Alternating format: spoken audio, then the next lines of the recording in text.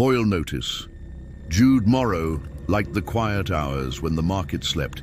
He liked how the aisles held their breath after closing, how the freezer cases ticked and settled like old radiators, how the receipt printer woke and dozed as if remembering it had a job to do. He liked the dull thud of a case of beans sliding into place on the hand truck, the papery rasp of labels against his palms, the little sigh the sliding doors made when he pressed them wider with a hip. Work like that kept a man's head in line. Straight rows, faced cans, dates turned forward so no surprises hid in the back. He had rules, and the rules worked, and he trusted them more than he trusted most people. Marshfield was a place where dust made itself at home. A low town with a creek that smelled of wet pennies, a sawmill out past the soccer field, a water tower painted a blue so pale it turned white most days. The market sat on a corner near the bus stop. Across the street, a pharmacy kept the same hours and played the same two songs halfway through every shift. Jude worked the late turn and did not notice the songs unless the beeps at checkout 1 fell into rhythm with them, which happened more often than made sense. He would feel himself listening, then shake his head and go back to lining oranges so they made a tidy dome with no gaps.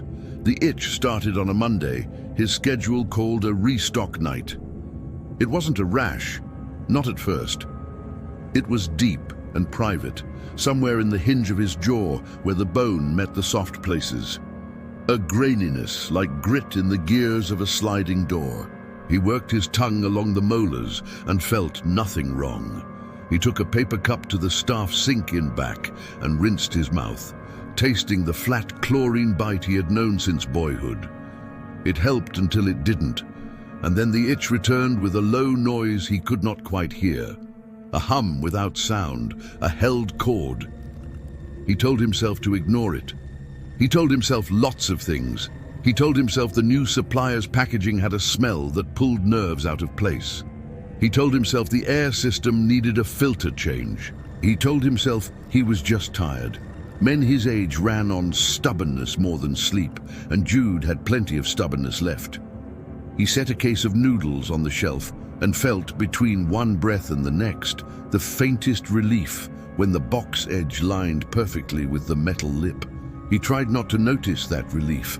He tried to think of the roof leaking in the cereal aisle when the rain came at a certain angle, how he would need to fetch the yellow cone and the mop bucket with the squeaky ringer, how the strip lights in Frozen made a buzz like insects caught against screens in summer. He did not think about the itch, except that he did, and it pricked him again, and the beeps at checkout 1 clicked into a patient pattern that did not sound like anything he knew, and did not sound random either. He moved to produce and adjusted a stack of avocados so the rough skins made the same dull shade, no darker ovals breaking the field. The itch eased. He stepped back and made himself laugh under his breath, foolish. None of this meant anything, but he kept noticing more. Hand soap bottles on the end cap pointed in slightly different directions like schoolgirls in a choir lined up a half step too close. He drew them into a straight row and felt his shoulders slacken. The song from the pharmacy ended and started again. The compressor behind the dairy case switched off with a click, like a small decision finally made. And for a moment, the market had a silence full as the pause after a question. He left the floor and ducked into the back. In the employee alley between the stockroom and the reach-in coolers, a fan sat on a crate, rattling like a loose hubcap. He bent to press the grill tighter with his thumbs. When he touched it, the hum in his jaw snapped into pitch for a split second, or he imagined it did. The sound went from nowhere to everywhere, not loud, not anything anyone else would have noticed. A thin thread pulled through cloth and then gone. He took his hands away. The rattle returned, a scatter he could put up with. "Stop picking," he muttered. His tongue had found a spot at the back of his mouth where the itch seemed to sit. He could not leave it alone. He pressed the tip of his finger under his jaw. The pressure changed the feeling just enough to promise a cure if he pressed harder. He did not. He washed his hands at the sink instead, the water smelling faint and metallic, as if it had stood a while in pipes. He watched the stream and felt again that it was a string someone had strummed far away, and only now could he hear it.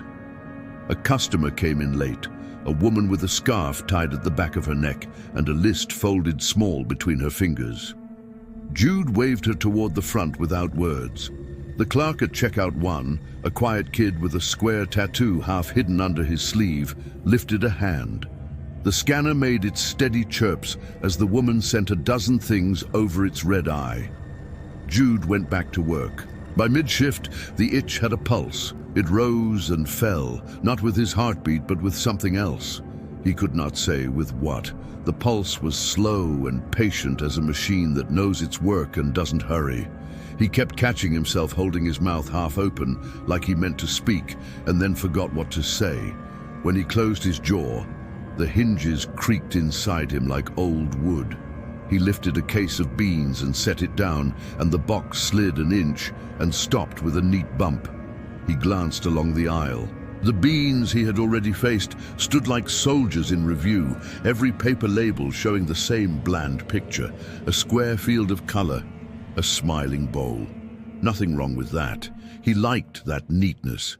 He had always liked it. But tonight the neatness reached back. He felt it touch the back of his tongue with a cool fingertip and smooth the itch for a count of a breath. He stayed very still, as if stepping too quickly would scare it off. Then he laughed again, because the thought had been foolish, and he picked up another case and went on. Midnight, or what the clock in his head called midnight, Manager Nora came through on her way to the office. She was a narrow woman, with hair always pulled so tight you could see the map of worry at her temples. She carried a clipboard and a pen in the same hand, her other hand free for counting or pointing. "How's produce?" she asked without stopping. "Done," Jude said. He kept his voice even. "Dairy almost done." "Good," she said. "Brace for the morning. They said schools might close, air quality again. People will come for water and noodles and whatever makes them feel in control." He nodded. The words ran through and out of him like water through a basket. Air quality again. It felt like something already in the room had looked up and smiled a little. Nora went on, her shoes quick and quiet. The door to the office shut, with the clack of a filing cabinet drawer pushed firm. An hour later, the radio above the deli case gave a tremor of static and then found a voice. The voice used patient phrases and a slow tone, as if the person speaking had been told to picture a calm room and speak to the calm in it. Advisories, guidelines, the kind of talk that runs on rails. Jude did not listen for meaning. He listened for the way the consonants caught and released. He could tell when the announcer leaned closer to the mic. He could tell when the script turned a corner. Between two sentences there came a word he did not know, followed by a softer word for the same thing. He had the feeling the voice had said the wrong name first, and had been instructed to use a name that sounded gentler. He pressed his molars together, and the itch answered by standing into a crisp line that ran back into his ear, and then away. Nora popped the deli door with her hip and stared at the radio until it remembered to behave. "We should have turned that thing off," she said. And then, with the look of a person telling a child not to run by a swimming pool while the child is already in the water, "You know the drill, Jude. Boil notices, no open ice, signs on the sinks, paper towels only. Don't let the kid at one drink from the fountain." "Right," he said. The word came out dry. He imagined the water in the fountain as a rope of glass, each droplet a bead sinking along it. He imagined that rope humming. He touched his jaw with his knuckles. The itch sat there as a line sits on a ruler. He fetched the roll of signs and the blue painter S-tape and walked from sink to sink, pressing the same notice to tile. The paper curled at the corners where steam had touched old glue. He smoothed it and felt something in his chest sigh. He taped the drinking fountain and crossed to frozen. A woman's face smiled at him from a box of ready meals, the smile too white to mean anything. The glass fogged where the cold met warmer room air. The fog made moving figures for a moment and then forgot them. He breathed on the door glass and drew his hand back before his finger could trust itself to trace anything there. It became easier that night to tell which shelf demanded his attention. He would be 3 aisles over and feel a pulling like a fishing line in the jaw, a little tug toward sauces, a small drag toward laundry. He followed without remark. He made the small corrections. He felt the market thank him in a way he could not explain. The boy at checkout 1 called goodnight, and his voice went around a corner and back to its place. Jude nodded and raised a hand without turning. When the last customer left, he shut the sliding entry doors and stood a minute with his forehead against the cool glass. Beyond the parking strip, the pharmacy's sign blinked and held, and then decided not to blink for a while. A bus went by empty. Its tires made a whisper on pavement that sounded like breath pulled through cloth. He pressed his tongue against the roof of his mouth until the itch smoothed a fraction. There was a right pressure and a wrong pressure he was learning. Push too hard and it scattered. Touch it lightly and it spread like butter on warm toast and evened itself.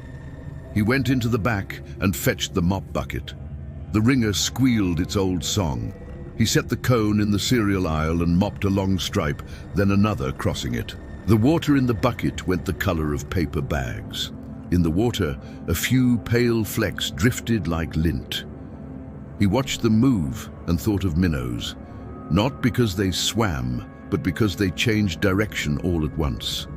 He did not lift the mop again until the flecks had drawn themselves toward the same corner of the bucket. Then he dipped, wrung, and drew the mop along the floor in a line that made sense to his hands. The line whitened as it dried. He felt the hum in his jaw drop a small interval. In the staff bathroom, he leaned over the sink and opened his mouth. He had no reason. He wanted to see if there was anything on his tongue that did not belong to him. His throat looked like every man's throat to a man checking himself in poor light. The mirror held a nick from some long-ago dropped tool, a star he had grown used to seeing shoot through his face. He opened and closed his jaw. He turned his head side to side and pressed his knuckles into the muscles along the hinge.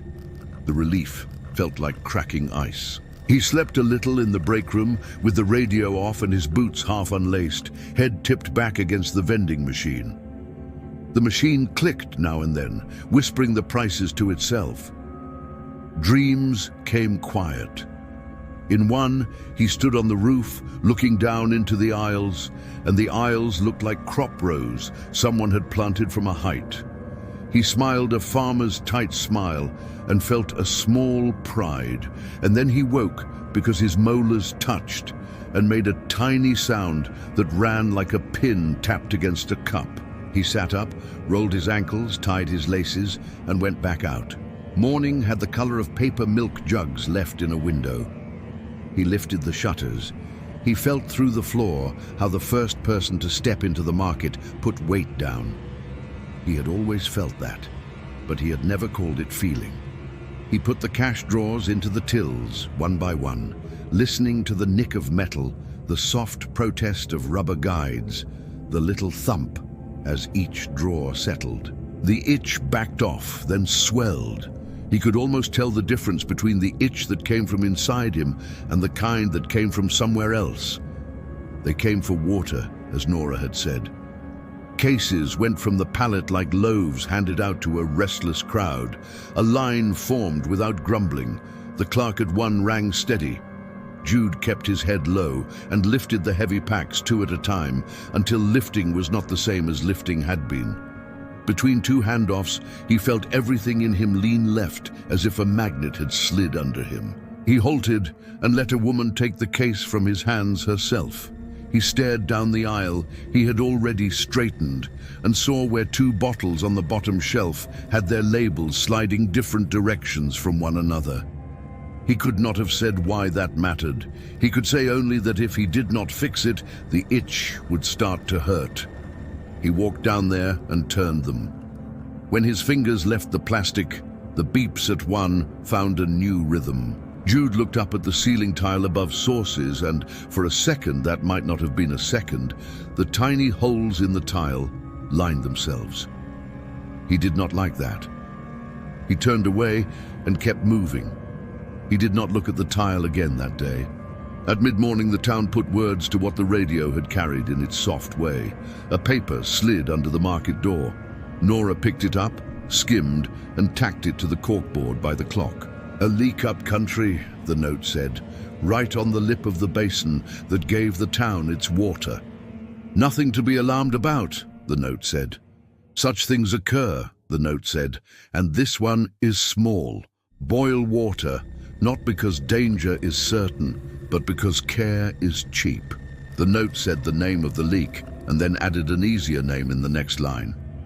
The letters sat polite and unbothered on the page. A man at one said, "I heard it's in the air too." And Nora said, "You heard things." And the man said, "I heard anyway." And the scanner chirped, and they looked at the chirp to avoid looking at one another. Jude lifted and turned another case. He felt almost kind toward the note. A thing that told you which tap to avoid and how long to run a kettle was a thing you could work with. He could put his back into that kind of instruction and come away with a day well used. The itch kept learning him as he learned it. By afternoon, it had a way of stepping off to the side and tapping him on the shoulder. And when he turned to face it, it slipped behind him and pushed between his ribs like a boy running through a crowded hall. It didn't hurt, not exactly. It did not feel friendly either. It felt like being asked to hold a weight in the exact right place, so a neighbor could replace a hinge without the door sagging. Hold it, and the job would go quickly. Let it slip, and everyone's time would be wasted. He held it. He held door after door in small ways the others could not see. He nudged a pallet the width of a finger, and the forklift that always caught in that corner did not catch. He took a torn label off the lip of an aisle, and the carts that clattered there went a little smoother. He stood a case of noodles upright after it had sagged into an S, and the lights above that aisle dimmed one notch as if grateful for the rest. He told himself that was foolish thinking. He told himself it was a trick of fatigue. He told himself the itch would go away if he went home, ate eggs, and slept with the window cracked. He went home, ate eggs, and slept with the window cracked. He woke before dawn with his mouth open and the taste of coins under his tongue. Moist night air made a damp stripe across the floor under the window. Somewhere in the building, a television muttered, and a woman's laugh rose and cut off mid-peal as if a hand had covered the set. He lay still and let the itch keep time. It tapped a count he did not know and would not have been able to keep if he had tried. He thought of calling the clinic. He thought of what he would say. He pictured the nurse tucking a thermometer under his tongue and saying, "The town is full of worries right now. Drink water. Rest. Come back if it does not improve." He closed his mouth against the thought and pressed his tongue to the roof again and breathed through his nose until the urge to do something drained away. Back at the market, he stepped through the door and knew the cases were early. He smelled wet cardboard and the faint stale sugar of crates that had held fruit too long. He felt the cases without seeing them. They were stacked behind the dock door in a way the kid from the warehouse would have called good enough. They leaned a little.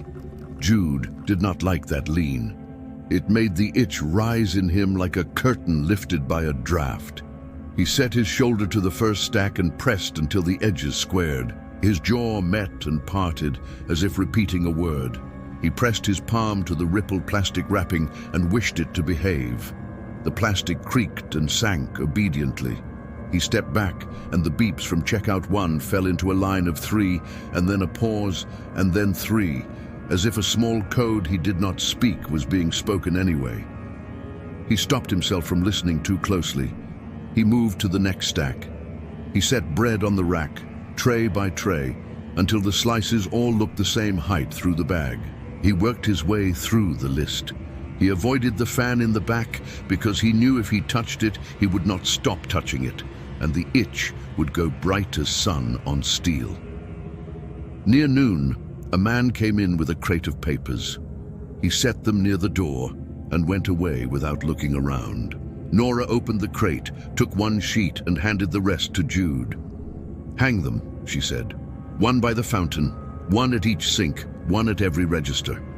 They want to make sure we're not the ones who get blamed."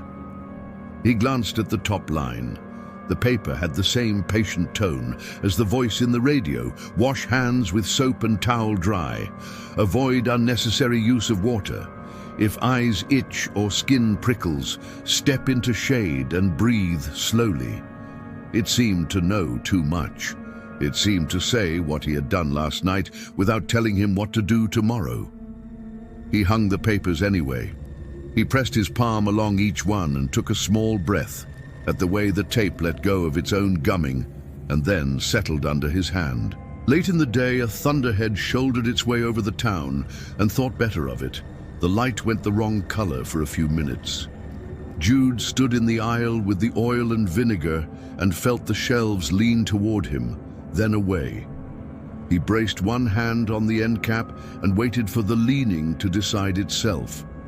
He had the thought, clear, simple, stubborn, that if he were not here, the bottles would start pointing to different corners and the itch would find someone else's mouth to live in.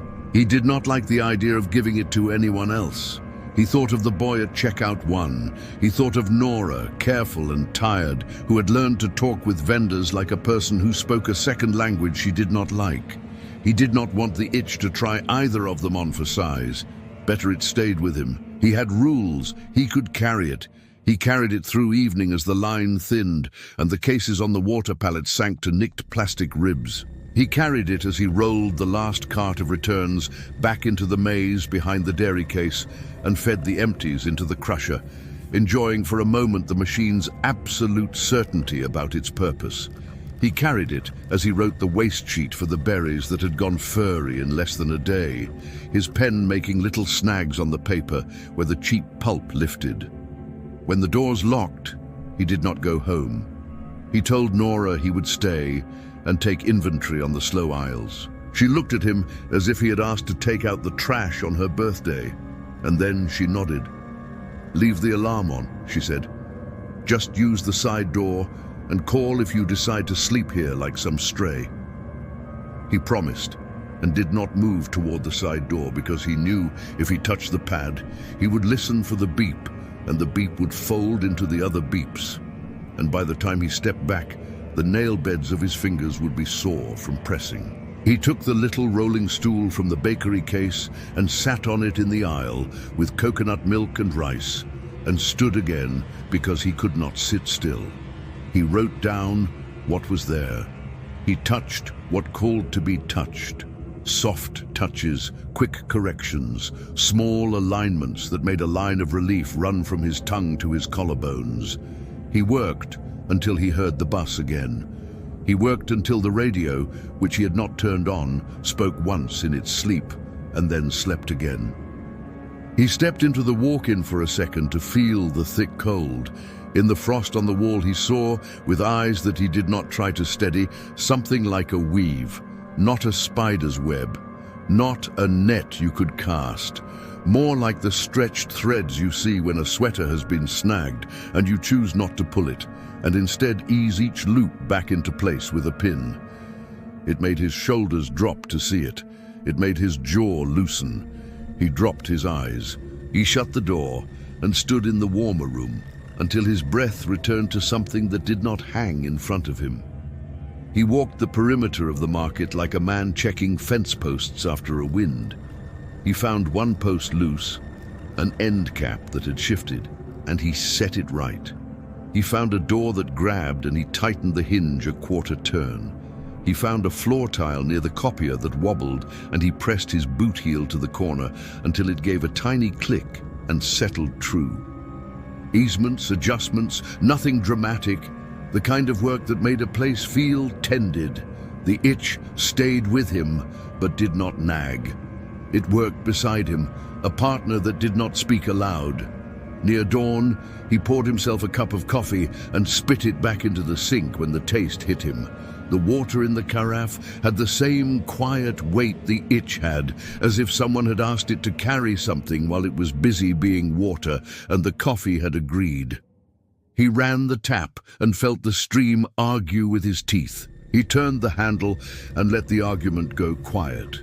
He wiped the damp from the counter with a towel, and the towel printed itself with faint, pale arcs where it passed. The arcs had the same small grace the loops in the walk-in frost had shown. He folded the towel along one of the arcs and felt a settling from molars to throat that came near to peace. He did not want to go outside. That feeling surprised him when he noticed it. He had always liked the air before the town woke, even in winter when it bit his chest and taught him respect in a language nothing else spoke. He liked the street's emptiness, the way a stray dog considered him with the professional air of a night watchman. He liked hearing the bus start 2 streets away and then appear where it should.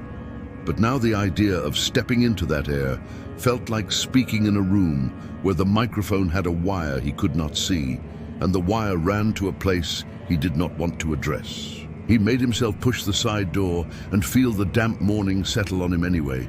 He stood by the dented dumpster. A delivery truck idled in the alley with its driver inside, head tipped to the side as if listening to the engine comfort itself. Across the way behind the pharmacy, a hose lay in a coil that had forgotten to be round. He watched it until his jaw reminded him to lift one loop and let the rest follow.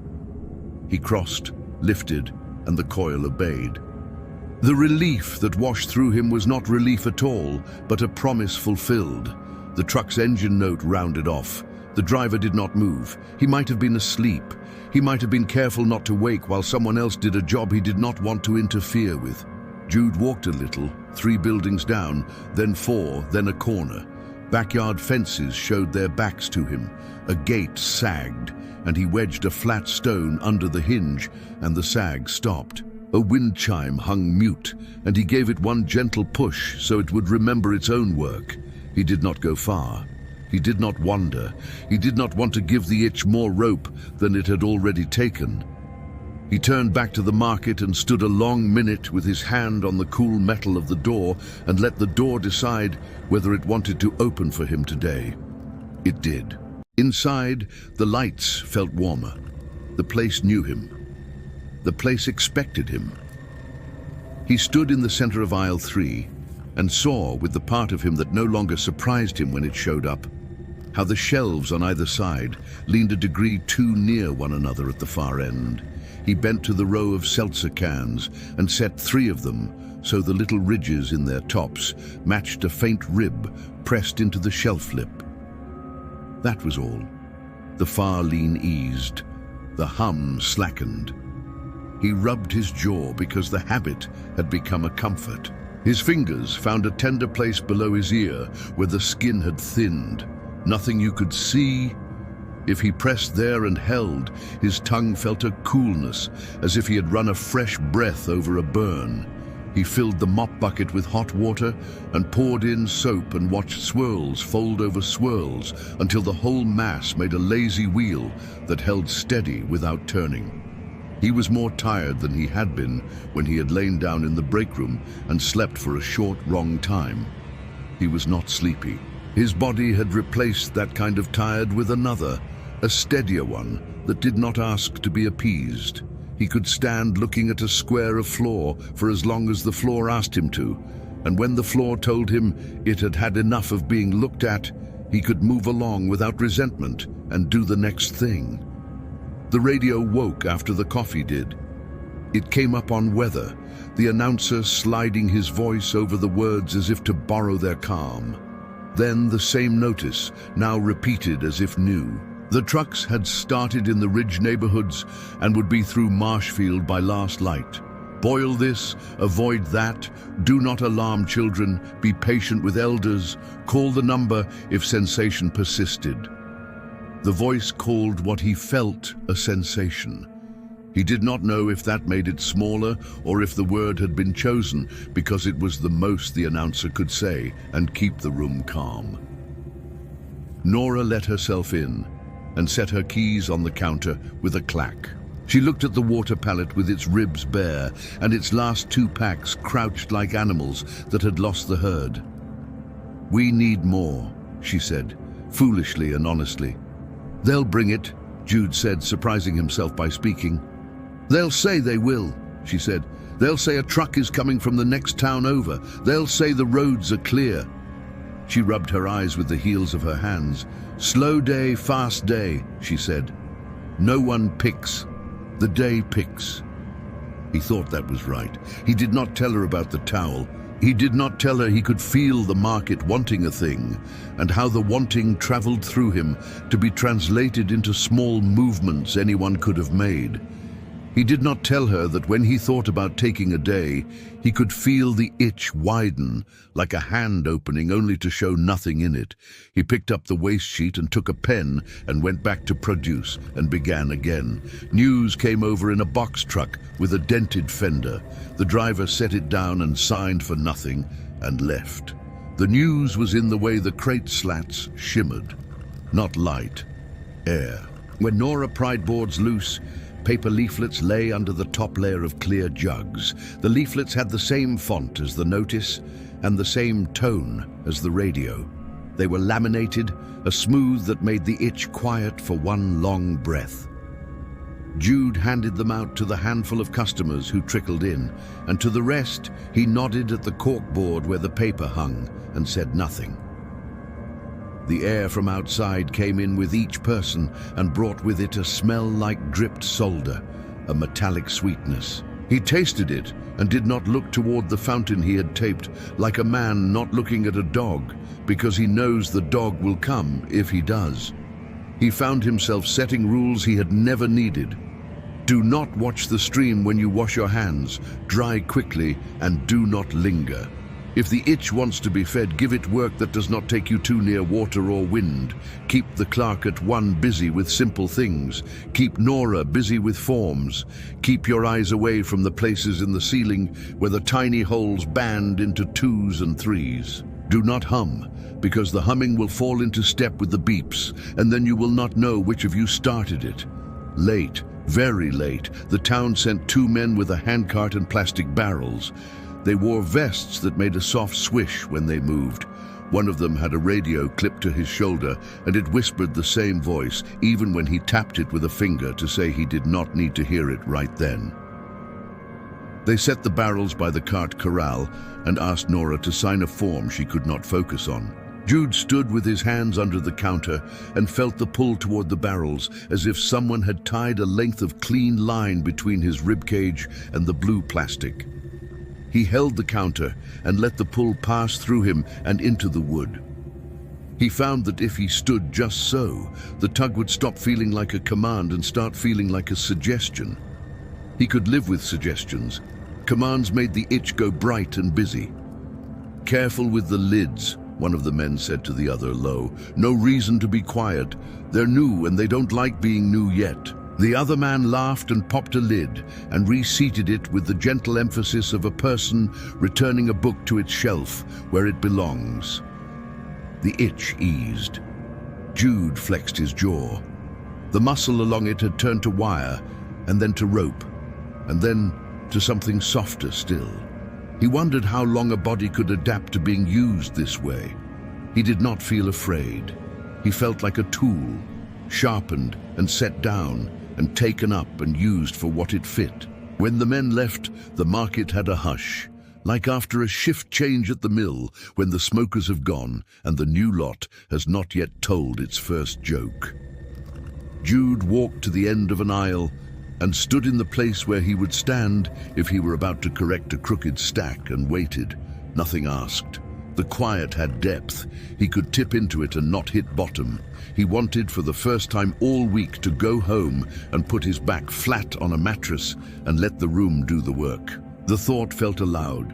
The market did not clutch him by the lapels in that moment. It let him go. Outside, streetlights spread on the wet pavement in a patient fan. The bus did not come. The pharmacy's sign went out and stayed out. He walked slow, Not because he was tired, but because each step set a little weight down that traveled through him and into the ground. And the ground answered with a feeling like a hand stacked over his own. He did not look up at the water tower. He smelled the creek before he heard it, which had always been true, but had never been one of the first truths to arrive at his nose. On his stairwell, someone had left a towel hanging off the railing. It had dried into a stiff shape like a banner set to hold its curve. He touched a corner to fold it over the rail, and where his finger pressed the towel, a faint pattern lifted loops and hooks, so timid he would not have seen them if he had downed a coffee and stood in a brighter hall. The loops pleased him in the way a job done right pleases. He folded the towel along the lay, not to be kind, but because turning away from the instruction would have made the itch flare and kept him awake. In his room, he left the window cracked and sat, then stood, then sat again. Because standing changed the tone of a little hum the refrigerator made, and that change did not need to be made twice. He boiled water for tea until steam fogged the glass and then boiled it a little more. He let the kettle rest. When he poured, he watched nothing. He looked at the edge of the counter and the way the light met it and made a thin, bright line. He thought of the market as if he had left a small animal there to sleep and could trust it to wake in the morning. He put the mug down and moved it closer to the line, then away, then near again until the hum in his jaw lengthened and lay flat. He did not sleep. He closed his eyes and watched the slow opening and closing of loops behind them. And then he opened his eyes so as not to be rude. The town breathed with him. He could tell when a neighbor turned over in bed by the way the old building let air out of its bones. He could tell when the creek let a stick loose and then took it again. He could tell when a radio 2 floors down found the end of a sentence and sent the man who owned it into a blank 2-second quiet and then began again. He sat still and learned what his body meant to the other bodies that touched it through wood and wire. When light came, it did not come a lot. The day found a tepid color and kept it. Jude lifted his jacket and then set it down. He did not need it. He was not cold. He had the feeling the jacket would take on a shape he did not want it to if he wore it, a slightly off seam that would throw the rest of him the way one wrong shoe can make a knee say its name for a week. He went out and let the stairwell decide whether it wanted him. It did. He stepped into the market without thinking and felt a small relief that the market had missed him enough to make a dent where his missing had been. He worked. He did not think of what called him work. He lifted and set, adjusted and left alone. He learned what to leave. Not everything asked to be handled. Some things asked only to be seen, and seeing them with the right eyes made the itch quiet in a way touching did not. He learned to see that way slowly, embarrassed and pleased, like a man who thought he knew his job, discovering a new drawer in a familiar desk. When the radio spoke, it spoke about evening. Trucks would turn up again. The ridge had been calmed. The low parts of town would be calmed by nightfall. The voice said anyone experiencing unusual sensory phenomena should avoid driving and strenuous activity. The voice had a list of examples: a fine itch, a hum at the edge of hearing, patterns showing in ordinary surfaces, a feeling of rightness when things were arranged to their correct angle. Jude listened as one listens to weather said for someone else's county. He put a box of crackers back in line and pressed the lip of the shelf to smooth its little bend.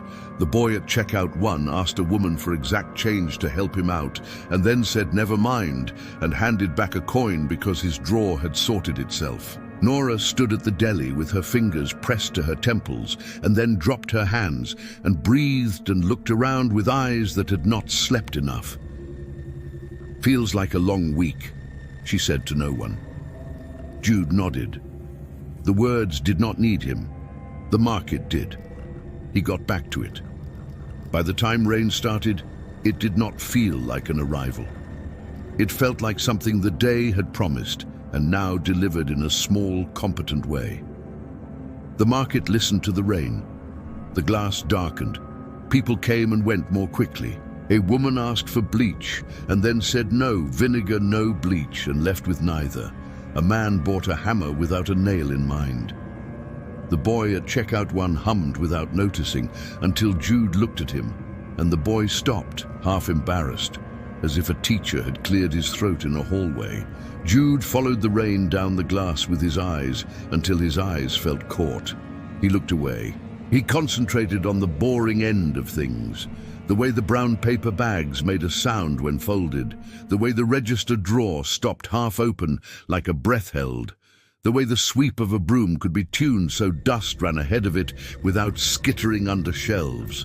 The itch was a door he could open with 2 fingers now. He opened it and closed it without stepping through. He kept his hands busy in the doorway and did not ask what lay beyond. He had the thought, toward evening, that the itch had not been placed in his mouth at all. He had the thought that it had always been in the room and had only found a body that answered with a pleasing echo. He did not mind this thought. A man wakes to himself in small squares. If one square holds an itch and that itch turns out to be a whisper passed through a thin wall, then so be it. He would live a while as a wall. He would hold the whispers and send them along in the direction they wanted. Rain slicked the parking strip in a steady sheet. Tires sighed. The pharmacy across the way glowed 1 tone darker than it had at noon. A bus did not come and then came twice, the second one empty. Nora switched the sign to closed 15 minutes late because the cashier at 2 needed to count again and could not bear to, while anyone might be watching. Jude stood by the door and put his fingers on the metal bar and felt the day drain through it and away as a kettle drains when tipped.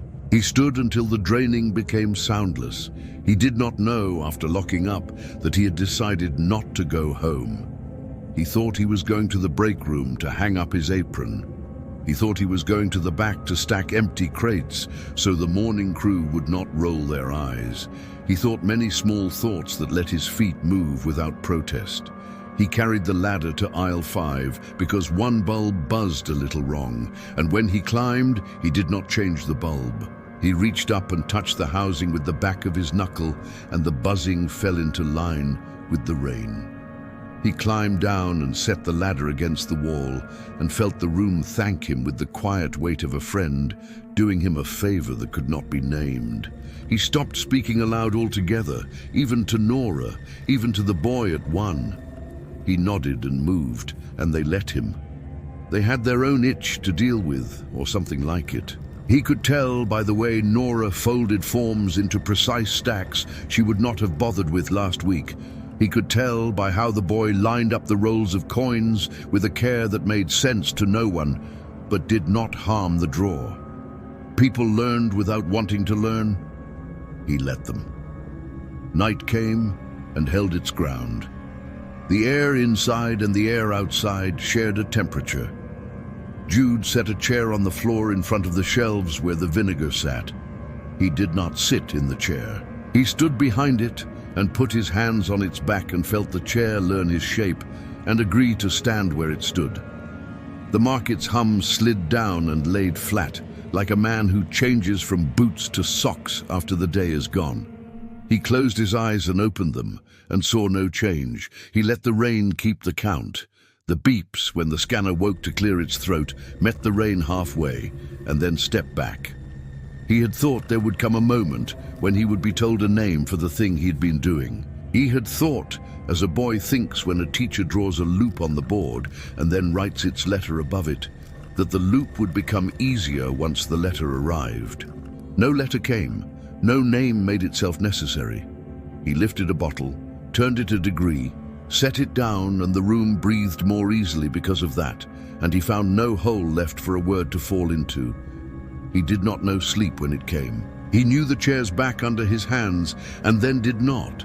And when he knew it again, his palms had cooled and the rain had taken up its finer stitch. The radio told the same instructions with a different choice of sentences. The ceiling held a map and then did not. He lifted his hands. He lowered them. He matched the market's breathing without effort or intent. If there was a pattern that wanted finishing, It would tell him where to stand. He waited. He was good at waiting. He had been trained for that without knowing all his life, by small rooms and long aisles and the honest work of keeping lines straight. He stood ready now the way a clear piece of counter waits for a cook to set out a board and a knife. He could feel the knife already. It would not harm. It would make clean cuts where the day still held ragged edges. He would press a palm flat to steady and not flinch. He would make room for the stroke. The door made a sound like a heel tapping a tile in the corridor, advancing, and then going away, a courteous knock a person makes when they do not want to be the one to open. He did not answer it. He watched the sheen of water gather on the glass and slip off. He saw, without meaning to, the pattern behind the pattern, where the things he could touch and the things he could only feel met with a seam so fine it might as well have been kindness. He kept still and let the seam hold. He waited for the next small instruction to arrive, like a thread passed from fingers that knew how to knot to fingers that knew how to pull. In the hours when the town thins to its bones, Jude learns what to do with his hands when nothing asks directly. He keeps them where the work gathers. He touches only what shows a tiny lean toward wrongness, then leaves it without looking back, the way a mechanic listens for a single rattle and tightens exactly one bolt. The itch sits quiet as a dog that knows the leash is in its owner's pocket. He knows it can stand and paw if he ignores it, so he does not ignore it. He treats it like a taskmaster who is not unkind, only exacting. He has worked for worse. By the next morning, if morning is the right word for a day that arrives without a proper beginning, the market wears a rested look he does not remember seeing on it. Aisles that usually sag and bristle like tired men have found their posture. Squeaks in the carts fold into a single bearable chirp. The light has softened at the edges, as if it too has been asked to keep its voice down. He walks the line where produce gives to dairy, and every melon responds to his passing with the small reticence of a child who senses a teacher in the room and straightens in his chair. People file through with the shyness of those who have been given a list and told to follow it. They do not talk about the cloud that is said to have slipped across the ridge and kissed the reservoir like a careless parent. They speak in the short ways of tasks that must be done: bread, water, batteries, tape. A woman approaches with a basket and asks for candles, then stops, as if the candle itself has let her down in some small way, and stares at Jude without seeing him. He leads her to the last of the tapers and sets them in her hands. She presses the box once, twice, and does not thank him. That too is a kind of thanks. He has always preferred that kind. Nora's voice comes and goes, like weather through a poorly sealed window. She is the kind of person who worries by acting. She writes the same note on 3 pads in 3 places, so that if one fails, the others will remain. She ties a bag of petty cash tighter than needed. She moves a mop bucket 3 inches and calls it planning. Today, that energy has been absorbed. She leans against the deli case and breathes through her nose. If Jude were a man for speaking, he would tell her to sit down and put her head back for a while and let the market keep itself. He is not that kind. He looks at the seam where the case meets the floor. He feels a little pull there, like a thread caught on a splinter. He taps the casing with 2 knuckles, soft. The pull eases. Nora rubs the bridge of her nose and stands a little straighter, as if someone has removed a not-heavy tray from her hands. He discovers, as the day lengthens without brightening, that the itch is not only in him. It has ways of stepping through other bodies that he can sense if he gives up on being the only one in charge.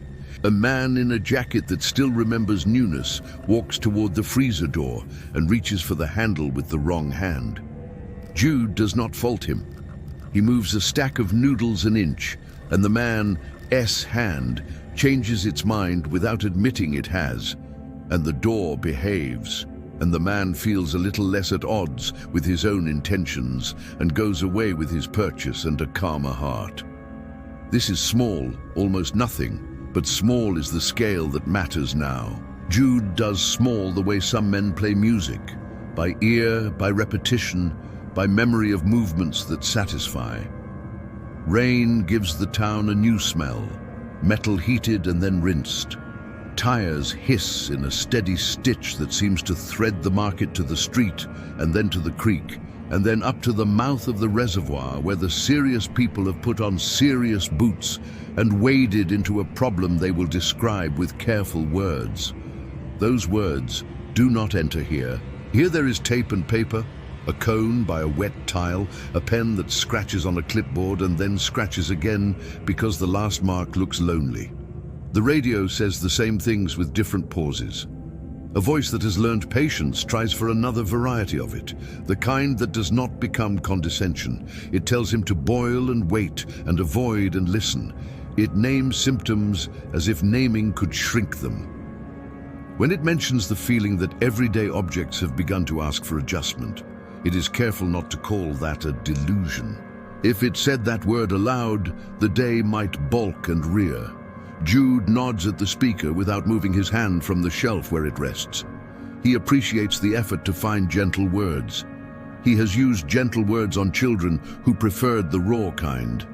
It is work either way. The boy at checkout 1 has stopped humming, but now counts without touching the coins, as if his fingers have learned when to step away.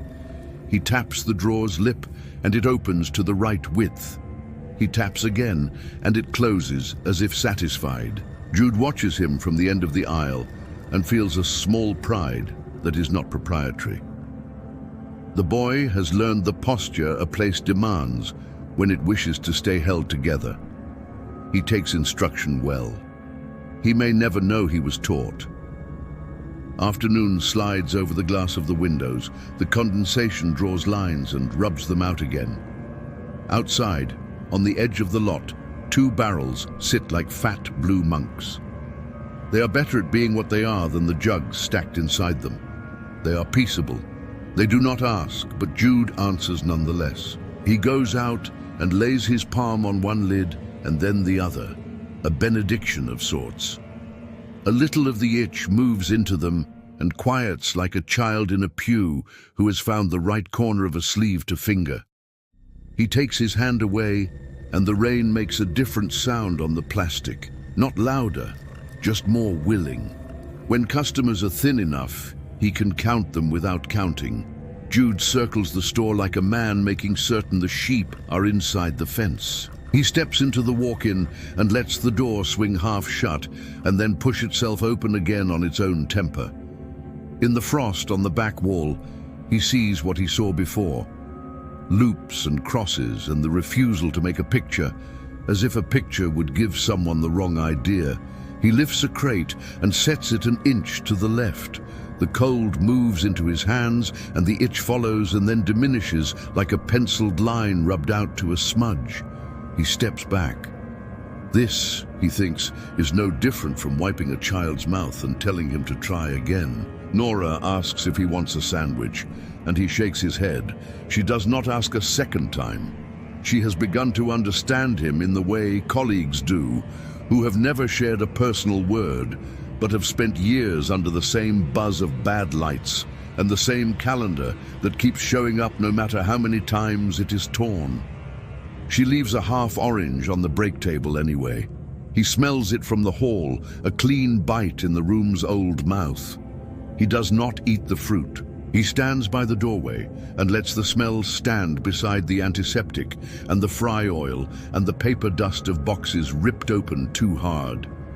The smell lends itself to the mix, and the mix improves without losing its character. That is enough. He goes home at last, because that is where an ordinary day sends a person, and he wishes to keep ordinary shapes even as they soften. The street pushes its damp against him, and he lets it. In his building, the rail is cool and patient under his palm. The towel on the landing has been taken away or has walked off. He misses the loops it offered, and then he does not. because the door of the apartment across from his has been set at a minute wrong angle, and when he pulls it 4 finger widths into true a draught that had been arguing with the stairwell resigns. The whole building breathes. He hears it through the soles of his feet. He closes his own door carefully to keep from jarring that new piece. Sleep does not come, but rest does. A close cousin. He sits and lengthens his breath and lets thoughts slow to the speed of a man counting screws on a shelf. He makes tea. It tastes passable. He waits for that taste to turn and become a message, and when it does not, he nods, grateful. The window collects a film of soot where rain has pulled the street S story into the glass. In that film, he sees the faintest lay of threads, hardly there, the beginnings of a language he has begun to pass without schooling. He does not attempt to read. He is not ready for reading. He is content to know such writing exists.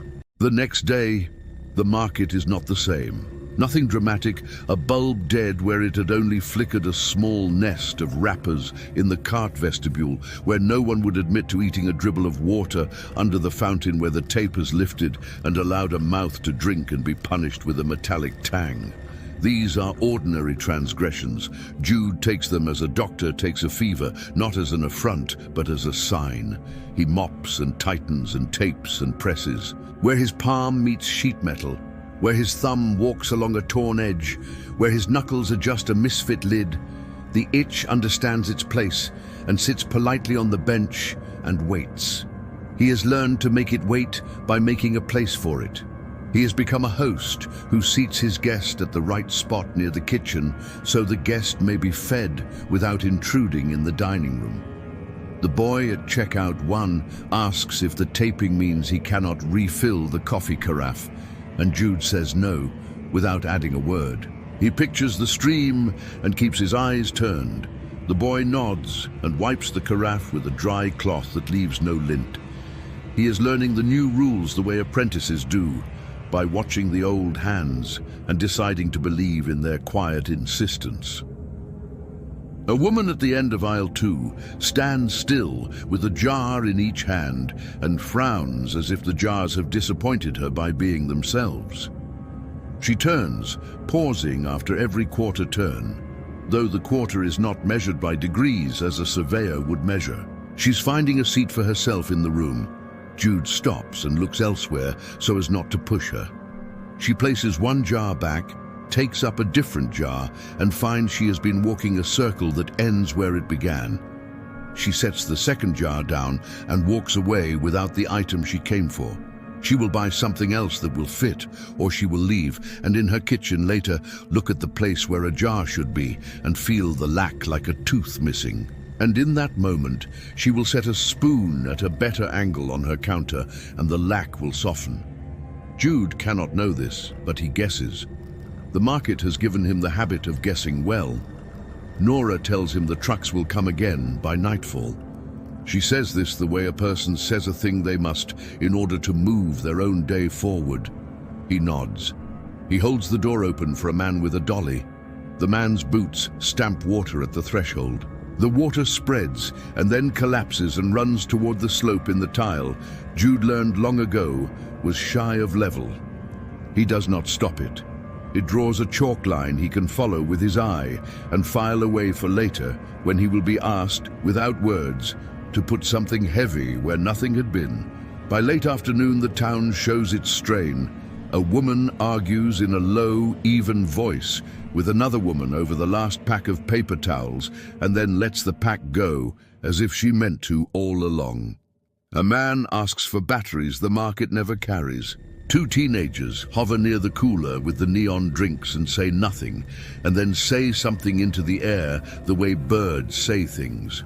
Not to be answered, but because sound is a relief. Jude senses the market tighten against chatter. He moves along the aisles and lays his hands where the talk has unsettled the racks and the bottles have heard too much. He smooths. He presses. He is an iron warming the place where it was folded wrong. He does not think of fear. Fear has no place here. Fear wants action, or at least confession, or at what is needed is attention, the kind that does not turn itself into drama. He has given attention all his life in exchange for sleep and a clear conscience. It is not a bad trade. If the itch asks him to barter more of himself, he may refuse. He does not know, for now it asks only for the work he was already doing, tuned finer. He can give that. Evening arrives in the form of a truck that finally decides to appear. Two people in vests step down and nod at Nora and at the boy, and then at Jude. Their nods are deep, maybe from fatigue or maybe respect for a room that has managed to keep its shape. They wheel in a tree of jugs and keep the comments to simple things. Here, there, soon, enough. They smell of wet nylon and the soap used at stations near the garages where the town keeps its real machines. Jude sets a wedge under a crate and the dolly rides it like a small boat over a ripple. One of the vest wearers glances at him in a quick way that says she has noticed something improved and does not plan to say so aloud. The itch answers with a thinner wire of sound, a praise that does not embarrass. After the closing hour, Nora locks the door and leans her forehead against the glass the way Jude sometimes does. She speaks to the cold seam there. "We made it through," she says softly to the market, not to him. "We will make it through the next bit." The radio, as if cued, tells her that the next bit is short and under control. She lies to herself with the radio, and the radio lies to her with itself, and between the two lies they build a bridge that will hold until it does not need to. Jude turns away so as not to break the fragile architecture. He carries the ladder back down aisle 5. On the way, he stops and sets his knuckles against the strip light's housing again. It hums less than before, but still louder than the aisle would prefer. He touches it with the same pressure he would use to steady a pot on a stove. The sound drops. He considers leaving the ladder where it is. He considers returning it. He returns it. He hears the quiet click it makes as it meets the wall, and the itch gives him a small, not undeserved pat. The nights grow longer without growing darker. He feels them lengthen in the muscles of his jaw and at the base of his skull and along an old scar on his shin, faint as a penciled circle. He sleeps in the break room sometimes, stunned for a stretch that may be half an hour or 3 or the length of a song. When he wakes, he's always facing the vending machine. The machine murmurs the way a sleeping thing murmurs when you say its name in a tone that asks nothing of it. He says the machine's name in that tone. He says the mop bucket's name. He says the names of shelves and fans and knives, silently, privately, and they answer by not complaining. The market begins to teach him how to work outside its walls without biting into wind and water. On his way home, he pauses by a wooden pallet, leaning under the lip of the loading dock, and slides it so the last slat settles square on concrete and does not hang. He takes 2 steps into the alley and bends to place a bottle cap into the mouth of a drain that has been drinking more than it needs to. The cap floats in the shallow and then settles with the conviction of something that has learned its purpose late and is grateful to be corrected. Water tastes like old pennies. The air tastes like the paper inside cigarette packs. The itch tastes like nothing and everything. He lets it sit on his tongue as an unpronounced word. He becomes more careful with people. He sees them stutter in the doorway and takes a step to grant them the space to complete their small ritual. He watches a child hover by the strip of paint that marks where carts should stop and thinks of the way boys draw lines and then challenge one another to tow them without crossing. He does not speak the challenge aloud. He finds his gaze sliding over faces and away. It does not feel like unkindness. It feels like a courtesy one offers at a sickbed, to give the person who suffers a place to choose their own expression without being read. Nora tells him one morning that the company downtown wants photographs, the kind used in newsletters to prove a thing tended to itself. He imagines the camera coming in and the shutter clicking a polite lie over and over.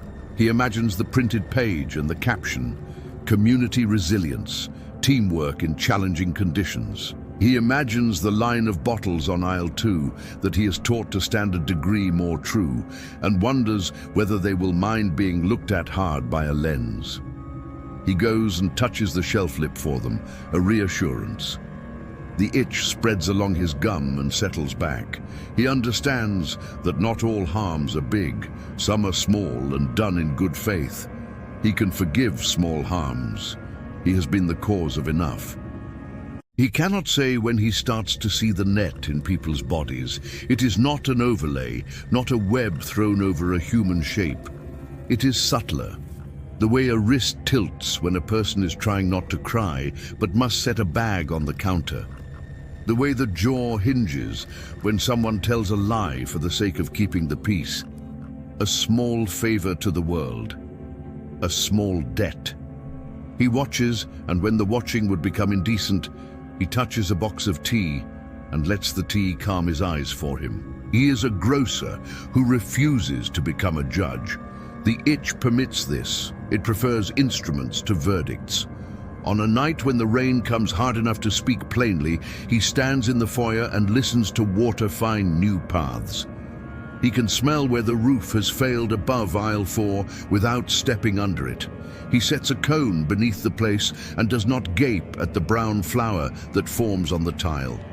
He lifts 2 cases from a bottom shelf and sets them high. He writes a note the morning crew will be able to follow without him. He breathes shallow, so he does not give the leak the kindness of his full attention. Kindness is inexhaustible until it is not. He must practice thrift. He goes outside and looks up without meaning to. The sky is a lid set just above the market sign. The downspout at the corner gurgles like a throat clearing. He touches it where the elbow meets the straight and runs a knuckle along the seam, and the water stops sulking and gets on with it. He tastes damp metal. He tastes apology. The itch sits in his mouth and holds a string he cannot see and waits for him to pull it. He does not. He lets it hang like a bell rope in a church that has learned to ring only for births and finally stops for those as well, so the bell can grow old without grief. In his room, he turns the window latch, and the latch decides to give him its old stubbornness for another night. The radiator, exhaling a modest warmth, wears a thin film of dust. He draws a wet cloth over it and watches the cloth print with arcs he could follow if he wished. He does not. He folds the cloth along their lay and wrings it out into the sink without watching the line of water. He leaves the cloth draped and the open window cracked and the towel wrung over the radiator to dry. He has decided this is not submission. It is acceptance, the kind that lets a place become what it wants to be without turning it into a shrine. There is a day. The word is clumsy now.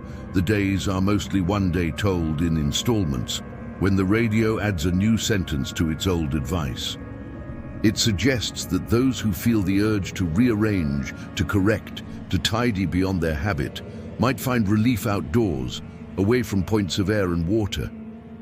It says something about edges, about boundaries that breathe. Jude hears this and smiles without amusement. He ties his apron around his waist and works until the pine floor under him remembers his weight.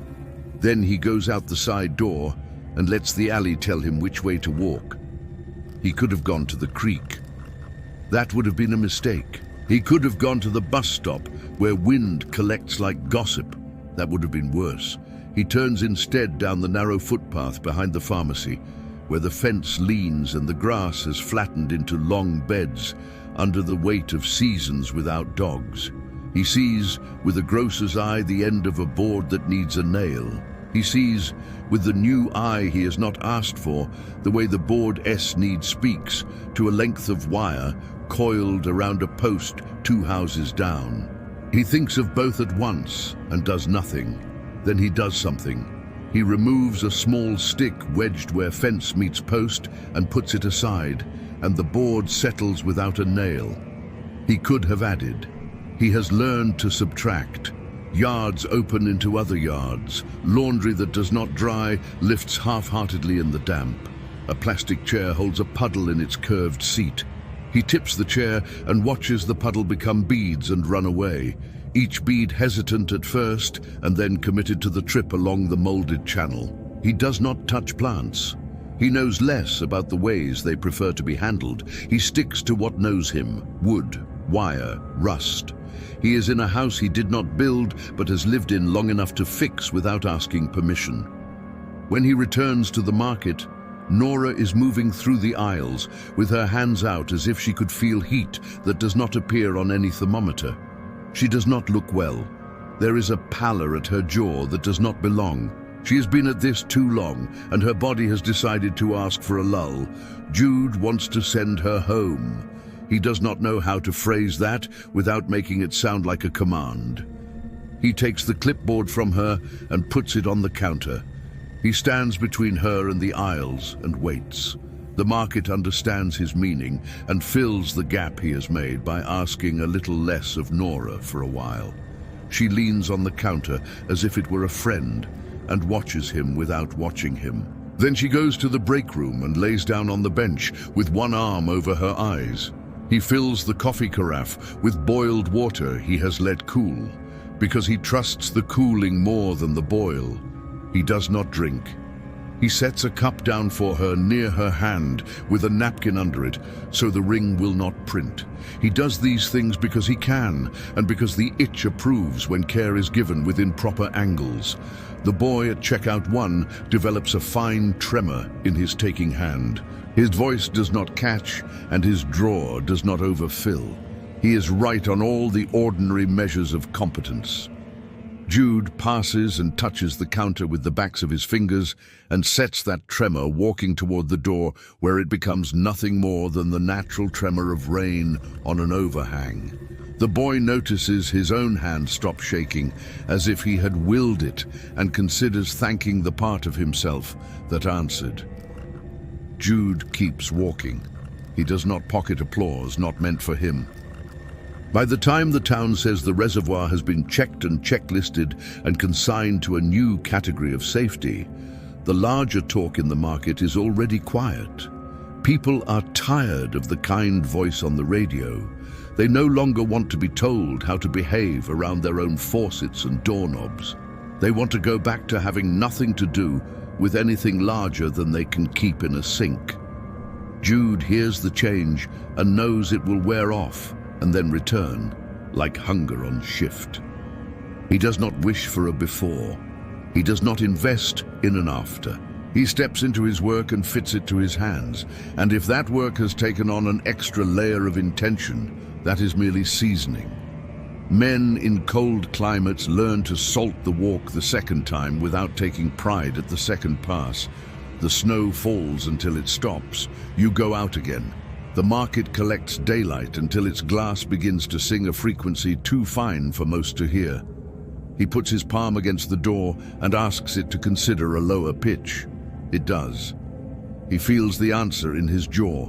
He opens his mouth just a little, and the answer moves along his tongue and down his throat and into that place in his chest where he used to hold a cough in winter. He thinks of his father's workshop, of the afternoons a boy arranges nails by size just to be near a person who has decided to fix a thing rather than curse at it. He thinks of the smell of oil. He thinks of small gratitude, the kind that shows up as an extra bite of bread on a plate and no fuss made over it. These thoughts do the work of hand tools. They bite and turn. He has not told anyone what he has learned to feel through his teeth. He will not. It would make poor conversation. It would make worse music. He keeps his mouth for working and eating. The body thanks him by offering fewer demands than before. Appetite turns soft and timid. Sleep wants to come at odd times, and he grants it when he can. He rubs liniment into his jaw when the hinge complains like a door. He drinks water boiled and cooled and wishes it well without meeting its gaze. When he goes outside, the gusts step aside. He does not push. Pushing leads to argument, and argument leads to a kind of posture that makes the itch aggressive. He has learned to keep quarrels out of the room. There is a moment, He will not name it later because it does not insist on being named. When the market and Jude find themselves perfectly in step, it lasts as long as a held breath during a good kiss and no longer. It happens when a row of canned broth catches the weakened afternoon and throws it back, not in glare, but in a single, mild plane. He sets his hand on the shelf, and the plane becomes the notion of a plane, and then it becomes nothing at all. The itch drops into his stomach and sits there like bread. He has not eaten since early and does not feel hunger.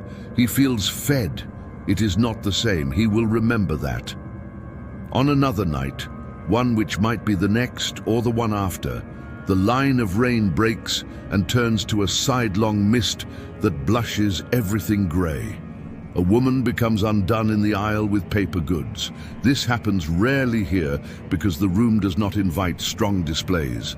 The overhead lights make even heat look practiced. She presses the heel of her hand into her cheekbone and the other hand into her hip and breathes like a woman told to breathe through an appointment.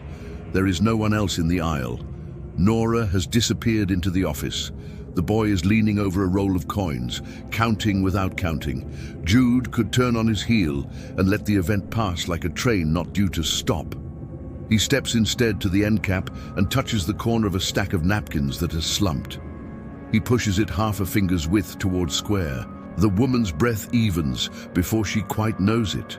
She lets her hand fall and stands for a count and then moves on without picking up anything. Jude keeps his hand on the corner until she's around the end cap and entering the next aisle where her body lowers its shoulders, the only measurable amount that matters. He removes his hand. The stack holds. He goes home by a different block from habit and feels the block adjust to him rather than the reverse. This would have pleased him once and made him walk with a little more of a man's foolish bounce. Now he takes it with the gravity of someone entrusted with a delicate cup. He slows so as not to slosh. A child's ball sits in the gutter. He stops and places his toe against it and nudges it a hair and the drain behind it. Clogged 2 days running, remembers how to accept a gift. The ball rolls against the curb and rests. A door opens down the way and a voice calls a name, not the ball's. He proceeds. When sleep comes, it does not bring dreams. He does not miss them. He knows what they would be. Aisles bending into fences, fences into staves, staves into some stringed instrument he cannot play.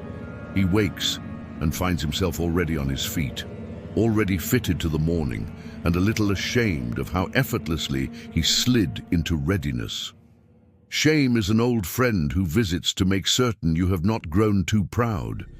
He tells it to sit and takes its hat and offers it tea and then lets it go without a long goodbye. A week may pass or a handful of days, he cannot tell. The radio changes very little in that span, which suggests days shorter than a week. A new term appears once, a way of naming the disagreement between the world and the bodies inside it. He tries the term on under his breath. It does not suit. He lays it aside like a sweater that will dunk its cuffs in dishwater if he wears it to work. The larger notices begin to fade. People tire of guidance. The market enjoys their fatigue. It prefers the wordless contract it had with them before. He knows the moment when the pattern asks more of him. It comes not as demand, but as absence. The itch pulls away from his lower jaw and sets itself the smallest distance that is still near. He lifts a hand and it is not there. He sets the hand down and it returns. He understands. It wants to see if he will reach. He does not. He allows it to hover and hail, and then he steps forward of his own will and chooses a place on the floor that could have been any place and stands there. The itch moves into him with the relief of a person allowed to come home without being met at the door with questions. He stands a long time, long enough to feel the mop water dry entirely in an aisle he mopped, before he stood long enough to hear the coils on the refrigerator behind the milk heat and cool and heat again, and lose interest in those changes. long enough to feel the way the building leans when the bus passes, even though the bus no longer stops here at this hour. He stands until he is not standing for himself, but for a line drawn through the room and extending past the glass and into the street and down to the creek and up the slope and across the shoulder of the ridge and then into something larger than ridges. He is terrified for a heartbeat because he sees how small he is in that line. And then he is not terrified because he sees that he is not asked to be anything but small. The fear comes from the misunderstanding that a small thing must be made large to matter. He is old enough to have learned better. Nora finds him standing and says his name soft, testing. He does not answer in words. He lifts his hand a little, the way a person lifts a hand not to wave, but to ask quietly for the room to keep its tone. She watches him, and after a breath, nods. She goes into the office and sits with the door open and does not turn on the light. The boy at checkout 1 turns the drawer a degree without giving a reason, and the coins reorganize themselves on their own. The rain begins again because it has many more stitches to make before it can show off the finished seam to anyone who cares to look. The door opens and a woman steps through, and then a second person, and then none for a stretch, and then a pair, and then a lone man with a crushed hat who walks the aisles as if visiting an old friend in a hospital and hates what he has to say. Jude feels each arrival through the soles of his shoes, the way a man who knows a boat feels the water stand up and then lie down again under a wake. He does not translate these feelings into thoughts. He stands in them until they stop insisting. At some point, at last, the market holds as still as it can. The day has taken all it can without becoming something else. Jude knows the posture of a thing at the edge of its endurance. In younger years, he used to push weight a fraction past that edge for the foolish joy of proving a body can. He has no interest in proving anything now. He lowers the pressure with his own breath. He sets a hand down and lifts it and sets it down again, the way a conductor gives a new count so the players may begin together. He is any conductor at a town bandstand, not the genius in the black coat, just a man who can find the tempo and keep it from running away. He does not remember closing his eyes. When he opens them, the board near the service desk looks darker for a moment, and then the same. A receipt printer scratches at the quiet like a mouse making its case in a wall. The printer stops. The market takes the sound and puts it where it goes. Rain slicks the lot to a dull shine that reminds him of an old photograph so loved it has blurred at the edges. Nora's chair scrapes. A coin clicks. A door sighs. The world continues. He does not ask if it has changed because of him. He has fallen out of the habit of asking such questions.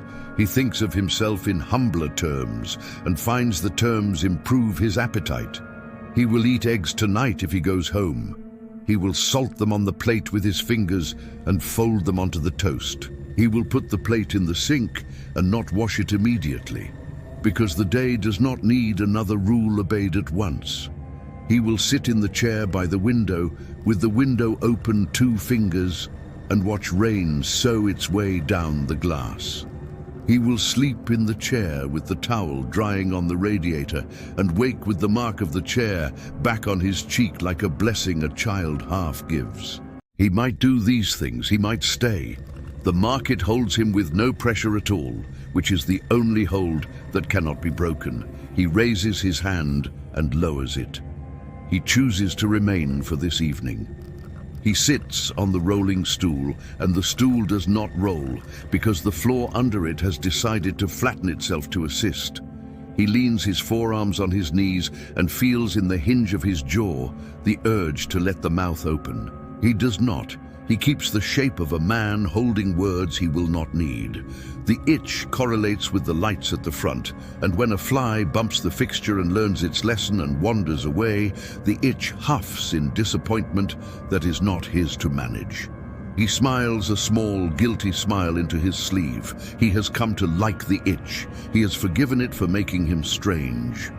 In the last hour of whatever day this is, the market does a quiet thing it has never done for him. It draws the hum he has been holding into itself the way a flaw draws a spill. He can feel it leave his jaw, his tongue, his throat.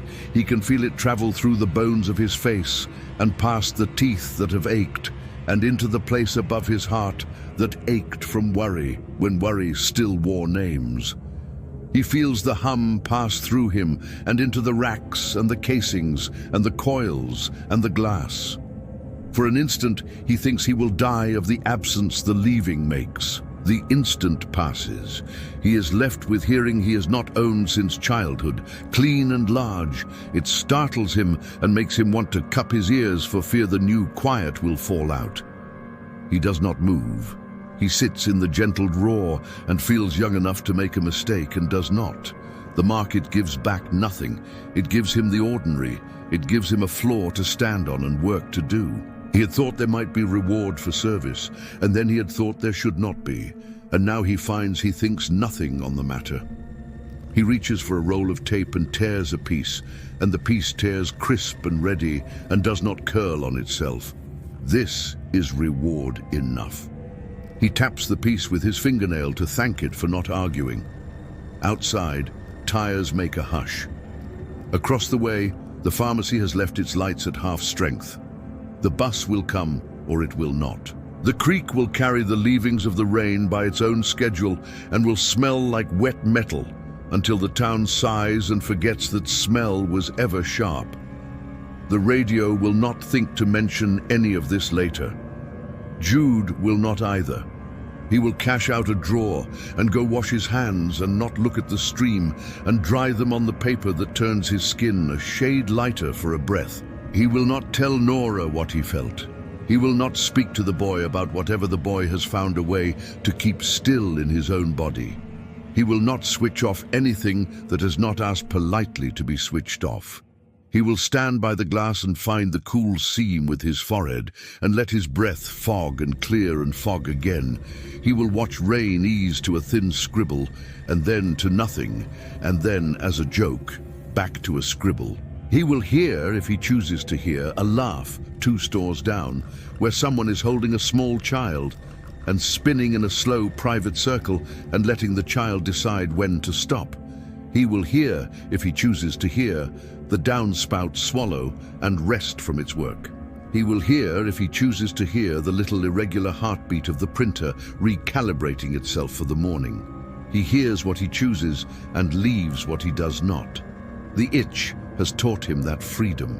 When he leaves, because he will leave at last, he does it the way a man steps off a porch he has built with his own hands. Briefly proud, immediately unproud, careful of the last nailhead under the ball of his foot. He puts his key in the door, and the key pivots without complaint. He pulls the door and it seals without grabbing.